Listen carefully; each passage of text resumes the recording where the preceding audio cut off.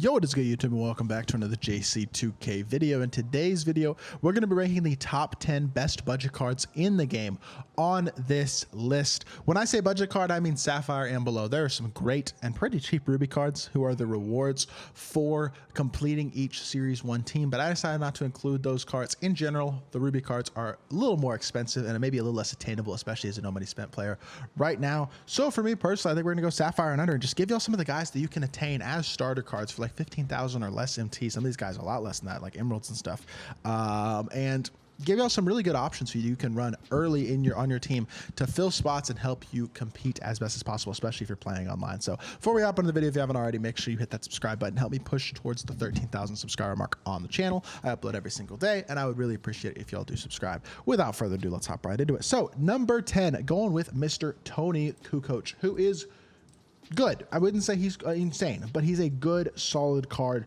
at the small forward or power forward position. He is 6'11", so he's very big, which is very useful, especially if you play him at small forward, but even at power forward, that's big right now. Now, hotspots from nearly everywhere, so that's cool. Catch and shoot and claymore. He's not fast, and but he's an okay shooter. He can kind of dunk. He's not a good defender by any means, but honestly, this card statistically is not as bad as it looks because of how early in the year we are and how the progression is this year, which is being a lot slower. He can knock down open shots. He's a pretty decent shooter, and he has great size, and that size is super valuable. So while he's not the most amazing card in the world, especially statistically, he certainly gets the job done at a very high level. Now, another card who gets the job done at a high level at the center position is going to be Rafe LaFrance, 6'11" with 7'2" wingspan. Can play power forward as well. I think he's way too slow to play power forward. 41 speed and excel would play him at center for sure. He's not an incredible defender, although 81 block, 77 interior honestly isn't bad, but doesn't have much in terms of badges. What he does have is an 80 shot three and a very nice smooth lefty release. So he is a stretch big and probably one of your cheapest few stretch big options in the game. Doesn't have insane size, but has pretty good size and a very nice smooth jump shot, which gives him the ability to space the floor at a very high level, making him a very useful card despite not being particularly fast or a great defender. Still, on my opinion, at least a very, very solid card. At number 8, because Rafe LaFrance was number 9. At number 8, we're going to go with Glenn Rice, another pretty knockdown shooter, kind of like Rafe LaFrance, actually a better shooter than LaFrance, but at the small forward position, a guy who doesn't do a ton outside of the shooting. Again, not super fast, not an elite defender, not an elite slasher, but very good shooter. Silver limitless range, bunch of good gold shooting badges, 82 shot 3, and a cash money release. Again, while he may not do a ton else besides shoot the ball, he's 6'8", got good size at small forward, going to shoot the ball at a very high level and give you a lot of value as a budget option at that spot. Now, number 7, keeping with the theme right now, these lower end budget cards, they're mainly shooters. And Steph Curry, it gives you some playmaking in there as well. Now, obviously, at 6'2" with a 6'3" wingspan, very poor defensive stats and not incredibly fast. He's going to struggle in a lot of ways, but got some good bronze playmaking badges, ton of great shooting badges, silver limitless range, and he does have good sigs as well as an 83 shot 3 and an absolutely amazing release. We know Steph's elite release is elite even on normal. His sigs are great, dribble style. He still has the Curry escape, very good size up. Not going to do really anything in terms of dunking or slashing or anything like that, and he's not super fast and certainly won't defend much, but he can create his own shot. He's got very good sigs. He can create a little bit for his teammates, and he's an absolutely knockdown shooter. Of course, it's the best shooter of all time. You know, even a Sapphire Steph is going to be a cash money shooter. So very good card, and or at least very good offensive card. Defensively, not going to do a ton. He's not fast, but he can shoot and he can play make. Got some good sigs. So I like the card, and I think number 7 is a good spot for him. Now, number 6, going with Danny Ainge. Danny Ainge's best value is that he's 6'5" at the point guard position.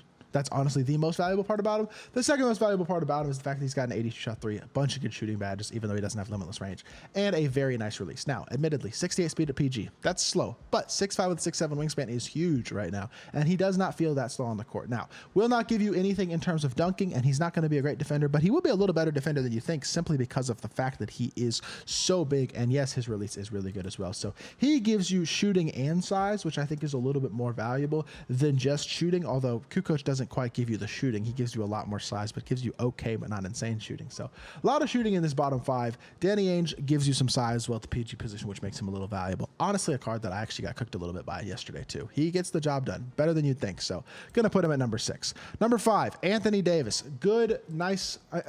I feel like the base Series 1 AD every year is always just a really, really solid card in my team. He always can knock him down an open 3, play some defense, and isn't the slowest at the center position. And 68 speed is not slow at the center position at all right now. 62 shot 3 is low, but it is greenable. People are greening threes with that type of 3 ball. Guys like Jaren Jackson Jr. with a low 3 ball, Giannis with a low 3 ball, the Ruby, and this AD card can knock down shots at a high level, even with a very low 3 ball. Like, he can hit consistently wide open threes. Not going to hit any sort of contested shots or anything, of course, and he's not going to be a shot creator, definitely not a 3-point creator, but he will hit a wide open open shot occasionally, especially if you put like a catch and shoot badge on him or something. Got good interior defense as well, pretty good dunking, and he's got the speed. Again, AD every year. I understand this card's not amazing, but his Series 1 card is always just one of the best day one budget setters at a top 5 budget card. I do believe. I think he's a pretty good option.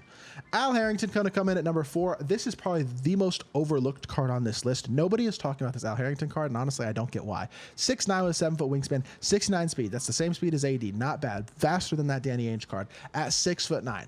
80 shot 3 as well, and 885 driving dunk. So he can both slash and shoot at a very high level at this point in this game. Now, the defense isn't good. I understand that. Doesn't have the defensive badges either, but he's 6'9". He's not small at the small forward position, and he does have at least decent speed. And offensively, he's really good. This is a very nice offensive card right now. Defensively, he's not great, but that's okay. He's a really nice budget option at the offensive end, and there's a lot of bad defensive cards in the game right now. He's not standing out as this horrible defender, considering most everybody's a pretty bad defender right now. So not a big, I don't know. It's a card that I would use, at least. That's just my opinion. Mike Miller coming in at number 3. Again, shooter. 6'8" at the shooting guard position, and he's a shooter.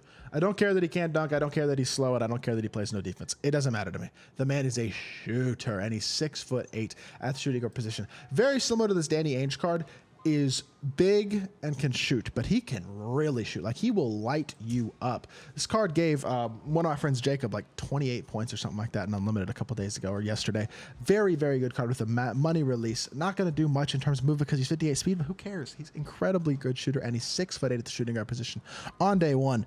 That's the type of budget card that we're looking to run right now at this point in my team. Number 2, going with its Emerald Robert Pack. He's not insane, but this card is going to be your best true super cheap budget point guard.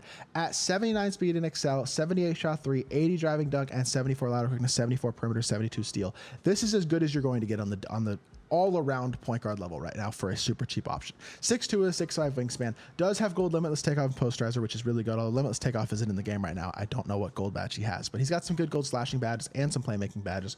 Can hit an open shot, has a pretty decent release. Played against this card several times already. He's definitely good. Very, very great budget option. And then the number 1 budget card in the game, I understand he's 25 speed, but he's a 7'3" card who can shoot the ball on day one and has a money release, and that's Kristaps Porzingis. Day 1, 7'3", can shoot an open 3 at a very high level, rebounds the ball really well, and gets stops in the interior because he's 7'3". Height is still important. Not as important as it's been in previous years, and he is damn slow, and he will struggle laterally on the defensive end a lot, but damn can he shoot, and he's 7'3", which is super valuable as well. My backup center right now on my actual God squad, I really love this Porzingis card. He can compete against the best bigs in the game. This is the best budget card in the game right now, in my opinion. You should be using this Porzingis in your lineup. And he's nothing like Wemby, because Wemby can't shoot. Porzingis is pretty knockdown. Release is really nice on him, so I don't know. My opinion, I think KP is the best budget card in the game right now. I understand this list is not stacked at all, but honestly, this game is not stacked at all. The best cards in the game are Amethyst, besides Kyrie, and like only a few people have Kyrie. So it's budget players are going to have it a little bit rough right now to start the year, I do believe, and especially with the way the auction house taxes, and I'm going to make a separate video on that. But these types of guys can fill spots on your team and get the job done. And you can also fill your team up with rubies pretty darn easily, to be completely honest, because the ruby team reward cards are really not very expensive. So you get a pretty good squad with some of those cards in here, as well as some of these guys, and you will be cooking, especially here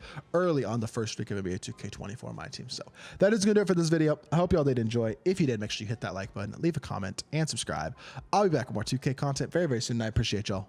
Peace.